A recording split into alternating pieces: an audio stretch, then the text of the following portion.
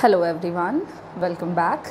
Previous class में discuss कर रहे थे स्टैटिस्टिक्स के कैरेक्टरिस्टिक्स के बारे में, जो कि हम लोगों ने उसके प्लूरल सेंस में मीनिंग को डिस्कस करते हुए समझा था। स्टैटिस्टिक्स के मीनिंग को या उसके डेफिनेशन को हम दो अलग अलग सेंस में पढ़ रहे थे। एक था सिंगुलर सेंस और अगला था प्लूरल सेंस। और प्लूरल सेंस में जहाँ पे स्टैटिस्टिक्स का मतलब होता है न्यूमेरिकल फैक्ट्स, उनके क्या क्या कैरेक्टरिस्टिक्स होते हैं according to that particular meaning, हमने वो पॉइंट वाइज डिस्कस करे हैं। आज की क्लास में उसके आगे के टॉपिक को कंटिन्यू करते हुए समझेंगे स्कोप या फिर आप कहें सब्जेक्ट मैटर ऑफ स्टैटिस्टिक्स। चलिए शुरू करते हैं आज की क्लास को।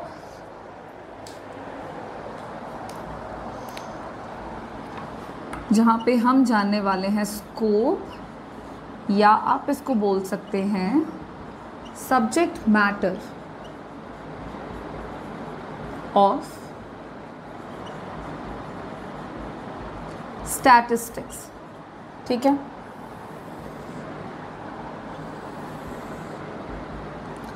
देखिए, अगर हम स्टैटिस्टिक्स के स्कोप की बात करते हैं या कहा सब्जेक्ट मैटर, तो सबसे पहले तो ये समझ लें कि बात क्या करने वाले हैं। स्कोप का मतलब क्या हुआ, या सब्जेक्ट मैटर से हम क्या समझेंगे। ठीक है, तो प्रेजेंट टाइम पे हम देख सकते हैं कि स्टैटिस्टिक्स जो है सब्जेक्ट, ये काफ़ी इम्पॉर्टेंट हो चुका है। इम्पॉर्टेंस इसका इतना ज़्यादा बढ़ चुका है कि आप देखोगे तो हर एक सेक्टर, हर एक फील्ड में स्टैटिस्टिक्स का इस्तेमाल किया जाता है।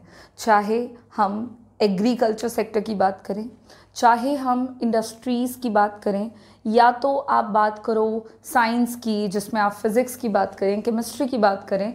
सो बेसिकली हर एक फील्ड, हर एक सब्जेक्ट में स्टैटिस्टिक्स के यूजेस नाउअडेज काफ़ी ज़्यादा बढ़ चुके हैं।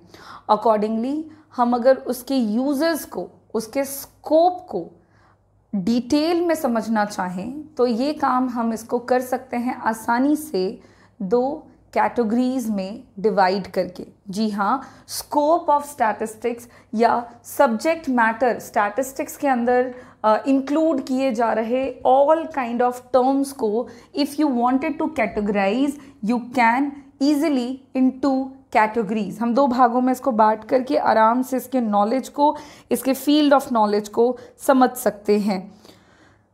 और वो दो ब्रॉड कैटेगरीज क्या क्या होंगी तो वो हम समझ लें। सबसे पहला है आपका स्टैटिस्टिकल मेथड्स।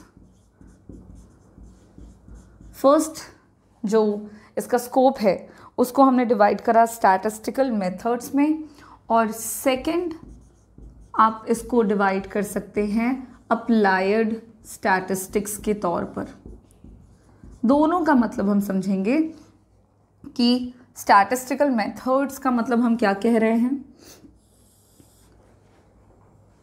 और अप्लाइड स्टैटिस्टिक्स में हम क्या कह रहे हैं। ठीक है, सबसे पहले हम स्टैटिस्टिकल मेथड्स की बात करें। जैसा कि मैंने आपको बताया कि प्रेजेंट टाइम पे स्टैटिस्टिक्स का स्कोप काफ़ी ज़्यादा स्प्रेड हो चुका है। सिर्फ इकोनॉमिक्स में ही नहीं, बिजनेस में, इंडस्ट्री में, फिज़िक्स में, केमिस्ट्री में, और भी बहुत सारे ऐसे वेरियस फील्ड्स हैं जहाँ पे स्टैटिस्टिक्स को यूज़ किया जाता है, इसके स्कोप को रखा जाता है। ठीक है, तो उन्हीं में से जब हम स्टैटिस्टिकल मेथड्स की बात करते हैं तो स्टैटिस्टिकल मेथड्स का मतलब हो गया वो सारे के सारे इम्पॉर्टेंट मेथड्स जिनका हम स्टैटिस्टिक्स में इस्तेमाल करते हैं। स्टैटिस्टिक्स में बहुत सारे मेथड्स यूज़ किए जाते हैं। किसी भी पर्टिकुलर, देखो बिल्कुल शुरुआत वाला मीनिंग को ही रिलेट करना है आपको। शुरुआत में आपको बताया स्टैटिस्टिक्स का मतलब हो गया डेटा।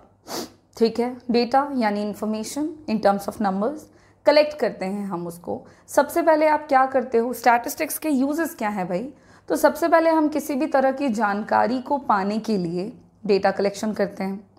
आफ्टर दैट हम क्या करते हैं, उसका ऑर्गेनाइजेशन करते हैं। मतलब जो इन्फॉर्मेशन आपने कलेक्ट कर लिया है उसको आप अरेंज करते हैं अकॉर्डिंग टू पर्टिकुलर कैरेक्टरिस्टिक्स, किसी भी खास विशेषता के तौर पर आप उसको कैटेगराइज करते हैं।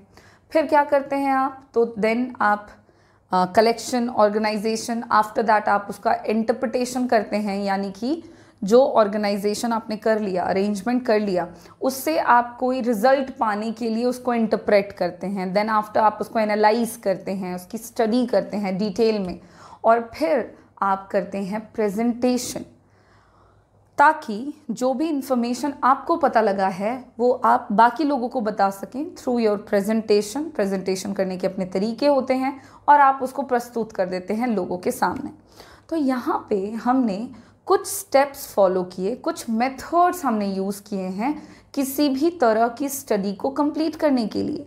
ये जितने भी मेथड्स हैं ये सब न्यूमेरिकल टर्म्स में करे जा रहे हैं, इन सबको हम न्यूमेरिकली करते जा रहे हैं, विच मीन्स हम स्टैटिस्टिक्स यूज़ कर रहे हैं। सो स्टैटिस्टिक्स का स्कोप सबसे पहला है स्टैटिस्टिकल मेथड्स, जिसके अंदर ये हम बात करते हैं वो तमाम मेथड्स जो स्टैटिस्टिक्स में यूज़ किए जाते हैं।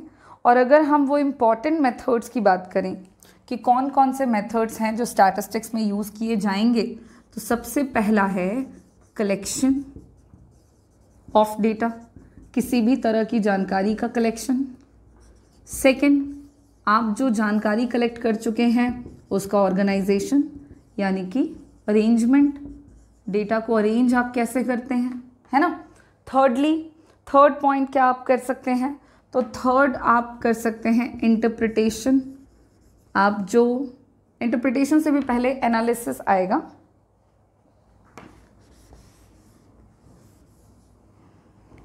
एनालिसिस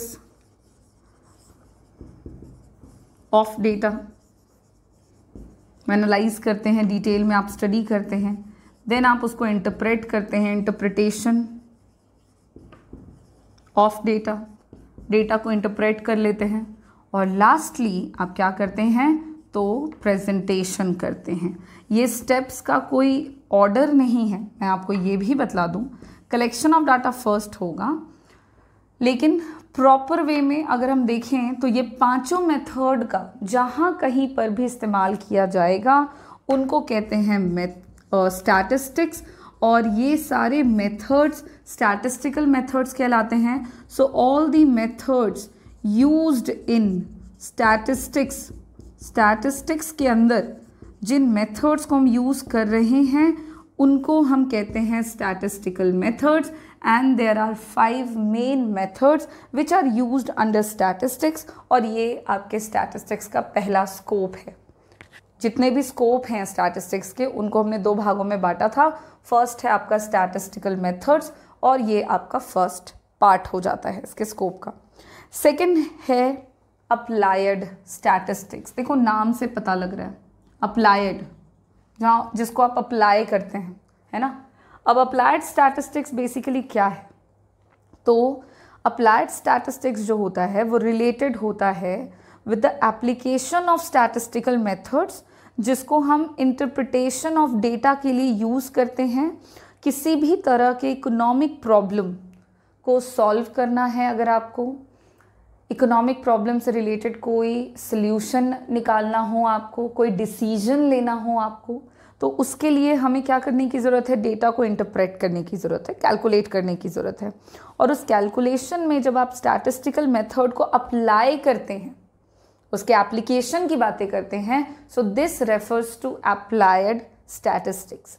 एग्जाम्पल के तौर पे अगर आप बात करें तो जैसे देश में क्या है, तो देश में नेशनल इनकम की काउंटिंग होती है, राष्ट्रीय आय की काउंटिंग होती है। तो उसके लिए क्या करना है, राष्ट्रीय आय कितना है देश में ये जानना है, कम है, ज़्यादा है, देश की स्थिति कैसी है, ये बातें आपको पता लगानी है। तो आप इन्हीं स्टैटिस्टिकल मेथड्स को क्या करोगे, तो अप्लाइड फॉर्म में पढ़ोगे। यानी जब इन्हीं को हम अप्लाई करें, इन्हीं के एप्लीकेशन की बातें करें, और एप्लीकेशन क्यों करने की ज़रूरत पड़ेगी आपको स्टैटिस्टिकल मेथड्स की, तो इसके पीछे बहुत सारे रीज़न हैं। हम सब ने पढ़ा है इकोनॉमिक्स में कि इकोनॉमिक प्रॉब्लम्स हैं देश के अंदर, आर्थिक समस्याएं।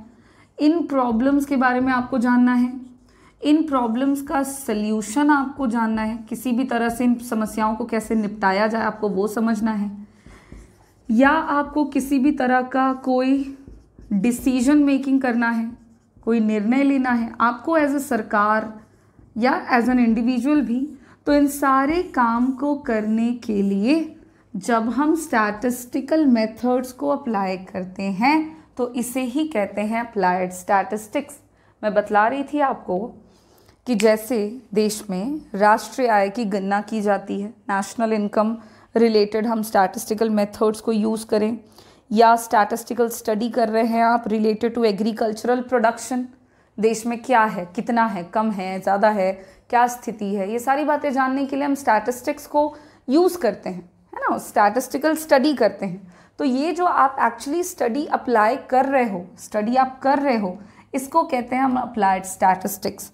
और ये जो अप्लाइड स्टैटिस्टिक्स है, इसके एप्लीकेशन को, किसके एप्लीकेशन को, स्टैटिस्टिकल मेथड्स के एप्लीकेशन को हम दो भागों में बांटते हैं।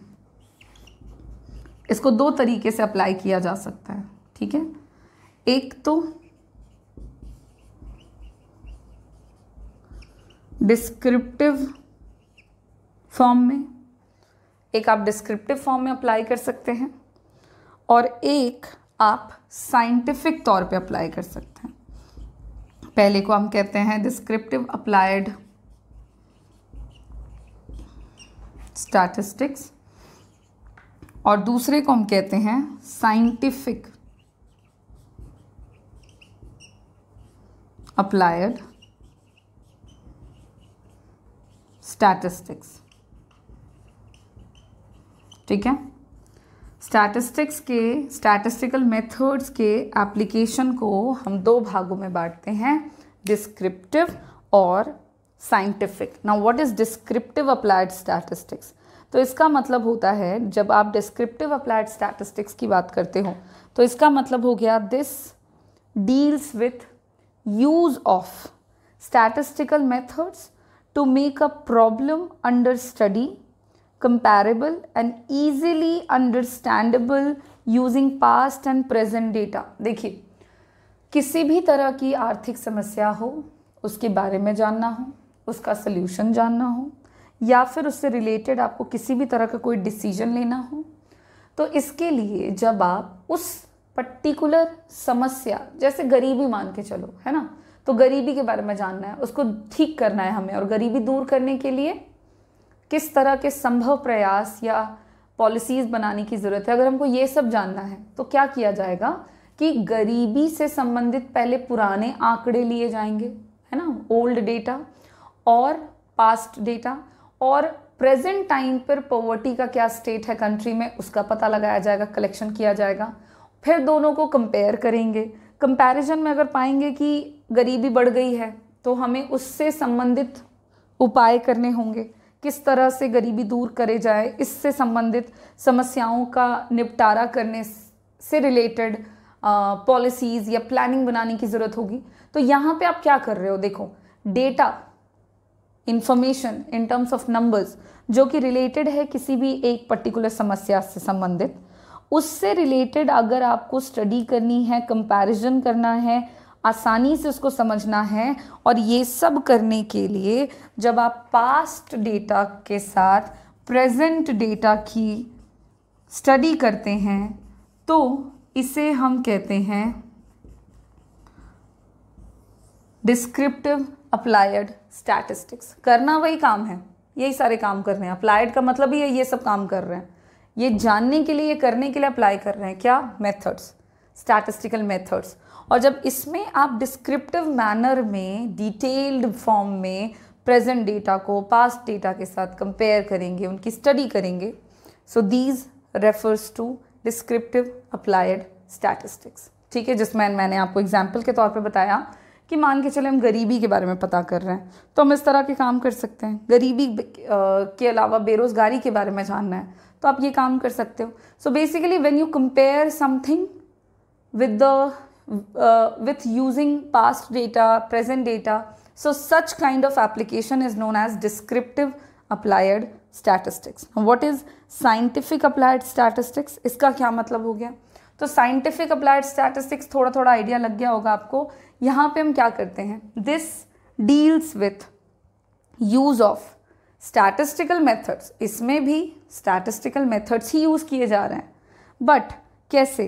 तो draw conclusions and take decisions, किसी भी तरह के कंक्लूजन तक पहुंचने के लिए, निष्कर्ष तक पहुंचने के लिए, किसी भी तरह के निर्णय को करने के लिए, जब आप various social, political and economic problems की बातें करें, सो बेसिकली जब आप यहाँ पे कंपैरिजन कर रहे हैं,